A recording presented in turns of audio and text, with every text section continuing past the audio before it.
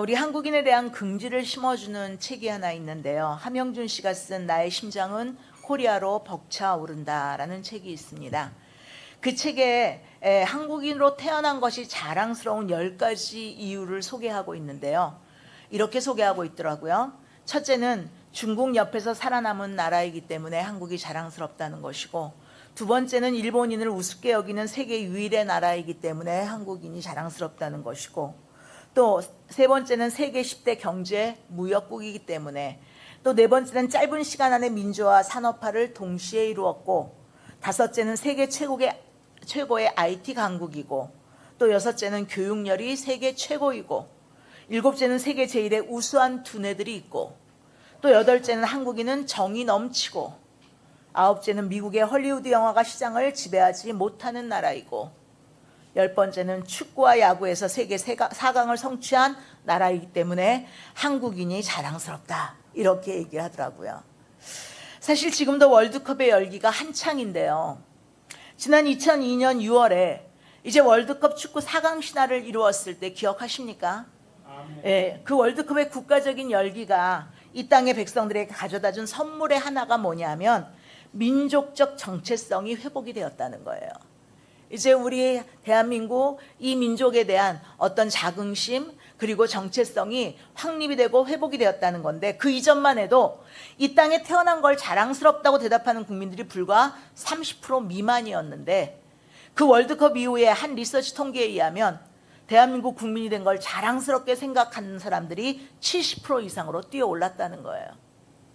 그런데 이런 열기가 한때 감정적인 냄비 현상이 아니라 국가 발전의 진정한 원동력으로 승화되기 위해서는 이제 우리는 우리가 소망하고 추구해야 될 바람직한 나라의 모습을 보다 진지하게 모색하는 노력이 필요하다고 아니할 수가 없습니다. 물론 철학자 플라톤의 국가론 이후에 인류는 끊임없이 이상적인 국가를 찾아서 실험해 왔지만 그 여행은 아직도 끝나지 않은 것 같습니다.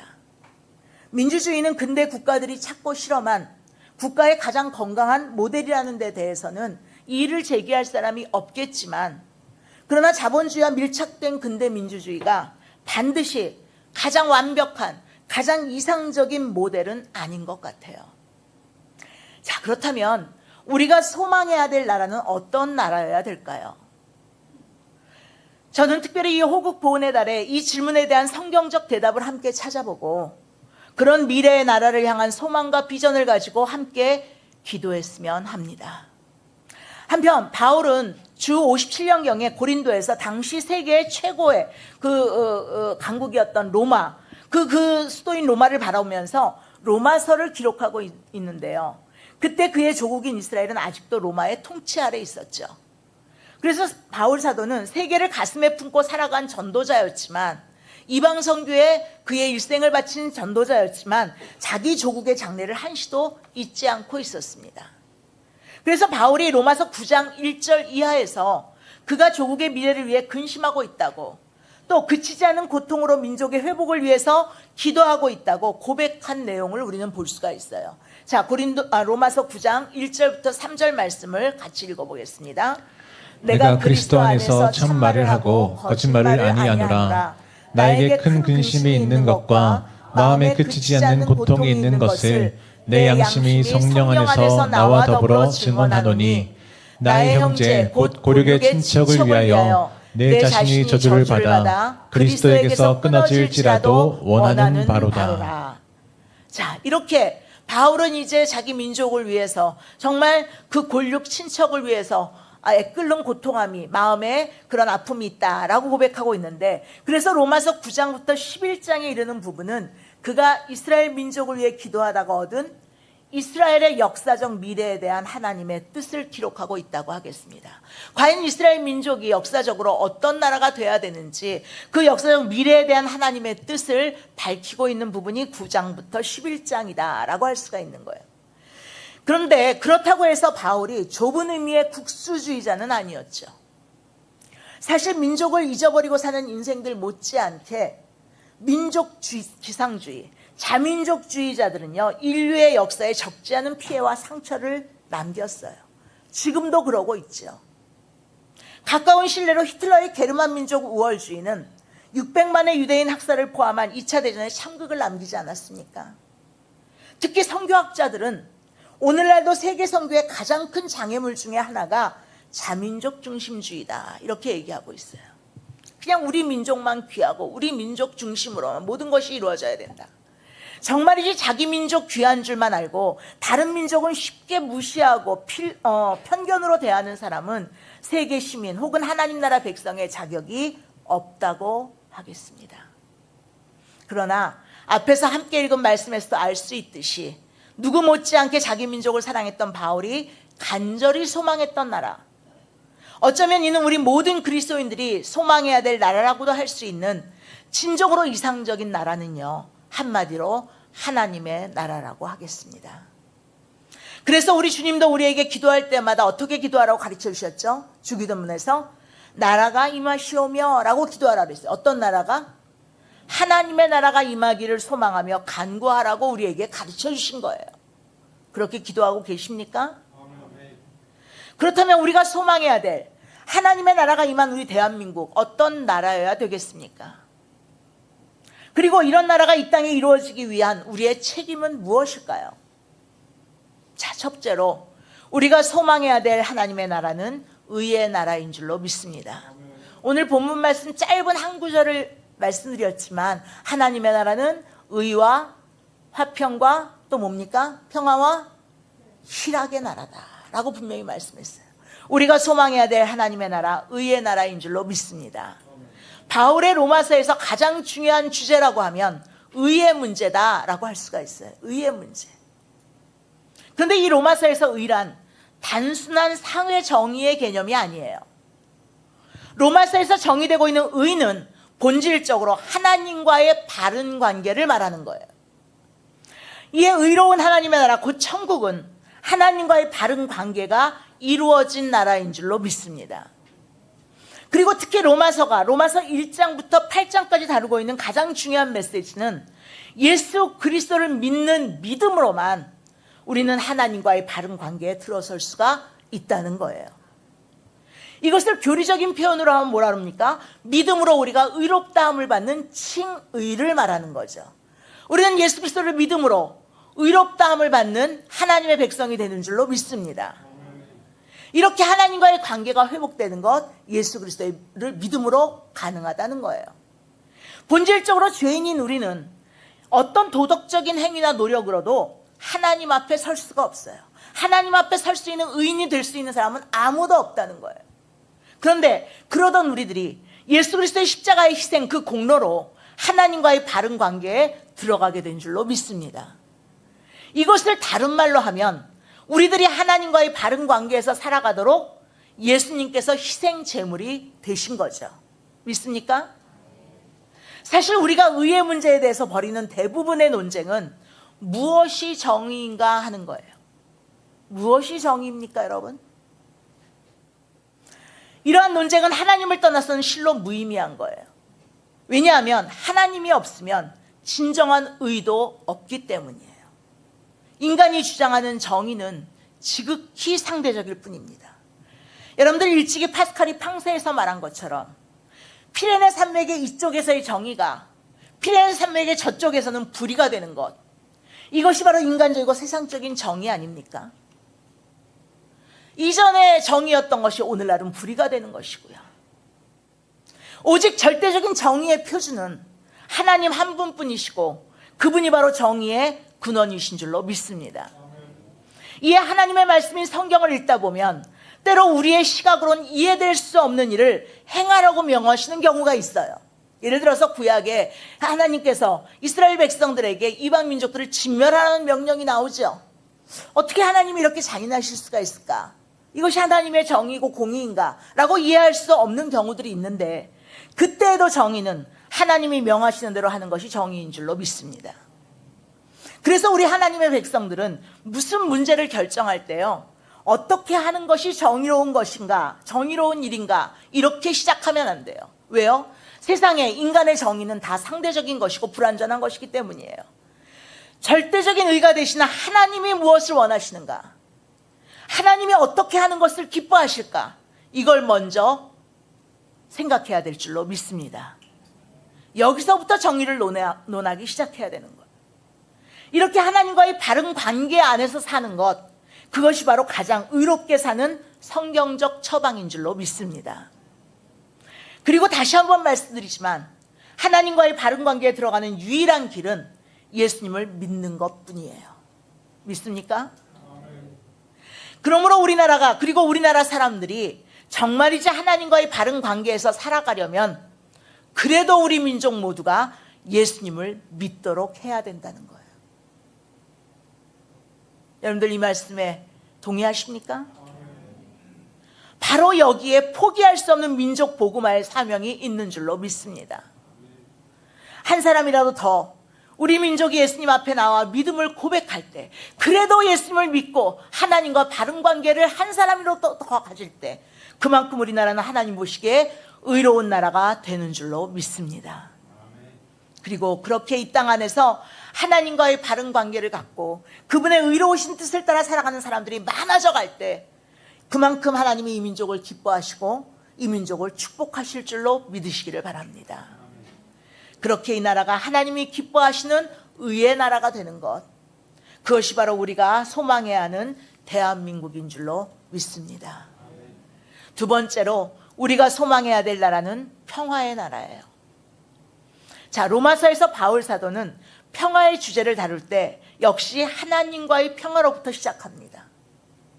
죄인된 인간은 본질적으로 하나님과의 화평한 관계 속에 있지 못해요. 그래서 하나님과 화평하지 못한 인간은 결국 사람과의 관계에서 화평할 수가 없는 거예요. 하나님과 원수된 자리에 있는 우리, 그것을 로마서 5장에서는 우리가 아직 죄인 되었을 때, 곧 우리가 원수 되었을 때라고 분명히 밝히고 있죠. 그런데 그랬던 우리가 예수 그리스도께서 우리의 죄를 대신 짊어지시고 자신의 몸을 십자가에서 화목제물로 드리심으로 하나님과 화평하게 된 줄로 믿습니다.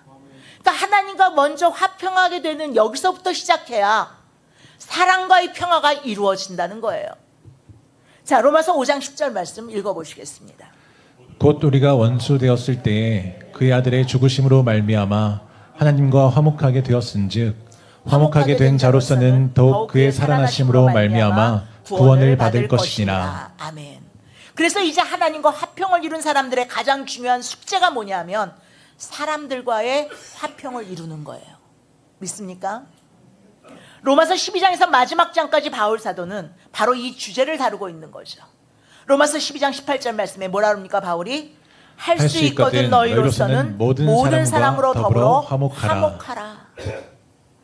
그리고 이어서 오늘의 본문이 있는 로마서 14장에서는 특히 우리 그리스도인들이 공동체 안에서 평화를 깰 수 있는 문제를 다루는데, 그 당시에 이제 그 교회들 안에 이러한 문제가 있었다는 거예요. 평화를 깨트리는 문제. 그것은 바로 어떤 음식을 먹을 것인가 말 것인가, 혹은 어떤 날을 지킬 것인가 말 것인가, 이런 문제를 가지고 이제 서로, 거기에 보면 유대인 출신도 있고 이방인들도 있고 여러 또 계층들도 있는데 그들에 따라 서로 다른 의견들 때문에 분쟁하고 그것들 때문에 다투니까 그런 문제들이 있는데, 이에 대한 바울의 대답은 한마디로 뭐였습니까? 이런 비본질적인 문제로 형제를 실족하게 하거나 평화를 깨트려서는 안 된다는 거예요.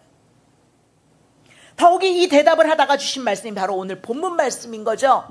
같이 읽어보겠습니다. 하나님의 나라는 먹는 것과 마시는 것이 아니요 오직 성령 안에서 의와 평강과 희락이라. 아멘.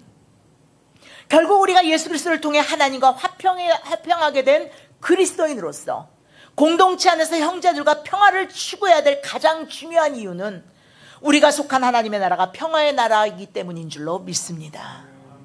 그렇습니다. 우리 하나님의 백성들이 믿고 따르는 하나님은 평화의 하나님이세요. 그 아들 예수님도 평화의 왕으로 이 땅에 평화를 주시기 위해서 오신 줄로 믿습니다. 따라서 하나님의 백성이요 예수 그리스도의 제자들인 우리 그리스도인의 라이프 스타일은 평화의 라이프 스타일이 되어야 하는 거예요. 어디를 가든지 화목하고 어디를 가든지 평화를 도모하고 하나님의 나라가 이루어지도록 늘 평화를 이루어야 된다는 겁니다. 믿습니까? 여러분들 모두 그러한 평화의 사도들이 되시기를 간절히 소원합니다. 이에 우리는 어떤 전쟁을 치를지라도, 어떤 갈등이 있다고 할지라도 평화의 방법으로 그것을 해결해야 되는 거예요. 그런데 사실 최근세사의 우리 한국인들은 일제 치하에서의 독립운동과 6.25 전쟁을 치른 후에 또 민주화 투쟁에 이어서 치열한 생존 경쟁 시대를 통과해서 그런지는 몰라도 너무 투쟁에만 익숙해져 있어요. 뭐만 의견이 차이가 나면 투쟁하기에 바빠요. 평화의 낯선 민족이 되지 않았나라는 생각이 듭니다. 그렇다면 문제는 우리가 어떻게 평화롭게 살아가는 민족이 될 수 있는가 하는 거죠. 앞에서 의를 가져오는 방편은 뭐라고 말씀드렸죠? 어떻게 의를 이룰 수가 있다 그랬어요? 믿음으로. 예수 그리스도를 믿음으로 우리가 하나님과 바른 관계를 가질 때 의롭게 되어질 수 있다라고 말씀을 드렸어요. 그리고 이제 평화를 가져오는 방편은 바로 사랑이라고 하겠습니다. 형제를 진정으로 사랑한다면 형제와 화평할 수 있어요. 형제에게 양보할 수 있습니다. 또 기득권도 포기할 수 있습니다. 사랑하기 때문이죠. 믿습니까? 왜 이렇게 아멘 소리가 적습니까? 저는 우리 민족의 문제도 다시 이런 시각으로 접근해야 된다고 생각합니다. 우리 민족은 아직도 지구상 유일한 분단 국가로 남아 싸움을 계속하고 있어요. 이제 이번 주 중에 6.25 전쟁 기념일도 있는데요. 그러나 평화의 하나님을 믿고 따르는 우리 그리스도인이라면 포기하지 말아야 될 우리 민족에 대한 기도 제목이 하나 있는데, 그것은 바로 하루속히 남북이 대결 구도에서 벗어나서 민족화와 평화 통일을 이루어내야 한다는 것인 줄로 믿습니다. 인간의 어떤 논리로, 정치적인 어떤 관점으로 평화 통일이나 남북 통일을 언급하지 않는 사람들도 있는데, 그러나 우리는 하나님의 뜻을 따라야 되는 하나님의 백성인 줄로 믿습니다. 우리가 사랑함으로 평화로운 통일이 또 화해가 이루어지기를 간절히 소원합니다. 무엇보다 남북은 형제의식을 회복해야 돼요. 그리고 다시 한번 형제 사랑의 큰 가슴을 가지고 서로를 포용할 수 있어야 될 줄로 믿습니다. 그래서 전쟁의 상흔으로 얼룩진 이 땅을 평화의 동산으로 만들어 가야 될 줄로 믿습니다. 그렇습니다. 우리가 소망하는 대한민국, 바로 평화의 나라가 돼야 됩니다. 세 번째로 우리가 소망해야 될 나라는 기쁨의 나라예요. 로마서에서 의가 하나님과의 관계에 초점을 맞추고 있는 덕목이라면, 평화는 이웃과의 관계에 그 강조점이 있는 덕목이라고 할 수가 있어요. 그리고 이제 하나님 나라 특성의 세 번째 요소인 기쁨은, 희락은, 이 기쁨은 자신과의 관계에서, 특히 하나님 나라 백성의 내면에서 갖춰져야 될 덕목이라고 할 수가 있겠습니다. 이에 특히 로마서 5장 첫 부분에 보면 이 세 가지 덕목이 단계적으로 기술되어 있는 것을 볼 수가 있어요. 즉, 우리가 먼저 예수님을 구주와 주님으로 믿게 되면 의롭다함을 받게 된다는 거죠. 의를 이루게 되는데 그 다음 우리는 하나님과 화평하게 된다는 거예요. 그리고 로마서 5장 2절에 보면 이렇게 하나님과의 화평을 이룬 사람들의 삶을 가리켜서 어떻게 표현하고 있냐면, 하나님의 영광을 바라고 즐거워하는 삶이다. 한마디로 기뻐하는 삶이다. 이렇게 얘기하고 있어요. 같이 한번 읽어볼까요? 로마서 5장 2절. 또한 그로 말미암아 우리가 믿음으로 서 있는 이 은혜에 들어감을 얻었으며 하나님의 영광을 바라고 즐거워하느니라. 아멘. 그렇습니다. 하나님의 참 백성이 된 사람에게 주어지는 가장 중요한 선물은요, 기쁨의 삶인 것 같아요. 저도 요즘에 최근에 이것을 참 경험하고 지금 생활하고 있는데, 어떤 상황 속에서, 어떤 힘들고 어려운 상황 속에서도 하나님이 하나님의 백성들에게 주신 건 기쁨이에요. 하나님의 나라는 즐거움의 나라 혹은 기쁨의 나라인 줄로 믿습니다. 사실 저는 이 땅에 소개된 율법주의적인 기독교가 가장 잘못 가르친 신앙생활의 모습이 바로 인생을 즐거워할 줄 모르는 삶이었다라고 생각을 해요. 정말 우리가 살아가는 모든 삶의 현장 가운데서 주 안에서 기쁨을 누리는 삶을 살아야 되는데, 너무 세상을 도외시하고 세상 가운데서 세상은 다 악한 것이라고 그 안에서 슬퍼하고 탄식하며 살아가는 그러한 삶을 가르치지 않았나라는 생각을 합니다. 그러나 바울은 분명하게 정상적인 그리스도인의 삶의 모습을 로마서 5장 3절에서 환난 중에도 즐거워하는 삶이다 그랬어요. 믿습니까? 환난 중에도 즐거워할 수 있기를 바랍니다. 죄악된 세상 가운데서 기뻐할 수 있기를 간절히 소원합니다. 자, 그렇다면 환난 중에도 즐거워하고 기뻐하는 것, 그것이 가능합니까? 어떻게 가능할까요? 의의 삶의 열쇠는 뭐라 그랬어요? 믿음이라 그랬죠. 예수 그리스도를 믿음으로 하나님과의 관계가 회복되어지고 하나님과의 관계가 바로 세워질 때 이제 의로운 삶이 가능하게 된다. 우리는 믿음으로 의롭다함을 얻고 하나님과의 바른 관계에 들어가게 되는 줄로 믿습니다. 또 평화의 삶의 열쇠는 뭐라 그랬죠? 사랑이라고 말씀드렸어요. 우리는 진정으로 주님의 사랑을 닮아서 형제를 사랑함으로 형제와 평화의 관계에 들어가게 되는 줄로 믿습니다. 그러면 기쁨의 삶의 열쇠는 무엇일까요? 로마서 5장에서는 그것이 바로 소망이라고 대답하고 있는 거예요. 그렇습니다. 환난 중에도 기뻐할 수 있는 이유는 바로 소망이 있기 때문이에요. 우리는 예수님을 구주로 믿는 순간 세상이 빼앗아가지 못할 영원한 하늘의 소망을 가진 자가 된 줄로 믿습니다. 이에 어떤 역경, 어떤 환난 속에서도 그러한 우리의 소망이 흔들리지 않는다면 우리는 기뻐할 수 있는 것 아니겠습니까? 하나님은 어떤 질병 가운데서 어떤 환난 가운데서도 그 소망을 바라보면서 기뻐할 수 있게 하신단 말이에요. 믿습니까? 사실 우리 민족은 유달리 역사적으로 많은 환난을 겪어온 민족이에요. 이에 많은 상처와 아픔을 가지고 있어요. 그러기에 저는 정말이지 우리 민족이 복음화돼서 진정 복음 안에서 기뻐하며 살아가는 모습을 보고 싶습니다. 그럼 복음 안에서 기뻐한다는 것이 무엇을 뜻하는 겁니까? 우리가 예수님을 믿는다고 우리의 삶의 난제들이 한순간에 다 없어져 버리고 사라져 버립니까? 아픈 게 금방 나아버려요? 여러분들, 성숙된 바른 신앙은 우리에게 선하신 섭리로 역사하신 하나님의 관점으로 고난을 바라보게 하는 줄로 믿습니다. 로마서 8장 28절 말씀을 믿으면서 말이에요. 같이 읽어보겠습니다. 우리가 알거니와 하나님을 사랑하는 자 곧 그의 뜻대로 부르심을 입은 자들에게는 모든 것이 합력하여 선을 이루느니라. 아멘. 그래서 이런 사람은 고난 중에도 기뻐할 수 있는 거예요. 어떤 목사님이 한 가정을 방문하고 나오면서 천국에 갔다 온 심정이었다라고 고백하셨어요. 그 가정에 호주 되시는 집사님이 오랜 세월 병을 앓고 있는 환자인데 전신의 근육이 점점점 마비되어가는, 그래서 몸이 점점 굳어가는 그런 난치병과 투병 중이셨어요. 벌써 여러 해를 꼼짝 못하고 집에 누워 계시고 그의 부인과 세 딸이 이제 지성으로 그를 간호하고 있었죠. 그래서 목사님이 그 가정을 이제 신방 가셔서 얼마나 힘드십니까 하고 그 부인하고 딸들에게 이제 이야기를 했어요. 그런데 뜻밖에도 그 부인 되는 분의 대답이 아니요, 뭘요, 천국 생활 연습합니다 그러더라는 거예요. 그래서 목사님이 천국 생활이라니요 라고 물었더니 그 부인이 말하기를 아이, 목사님이 천국이 섬기는 곳이라고 하셨잖아요. 그래서 천국 생활 연습합니다. 이에 목사님이 돌아보니 그 환자의 모습도 너무나 화나더라는 거예요. 오랜 몇 해 동안의 그 질병에 찌든 모습이 아니라 환한 모습이더라는 거예요.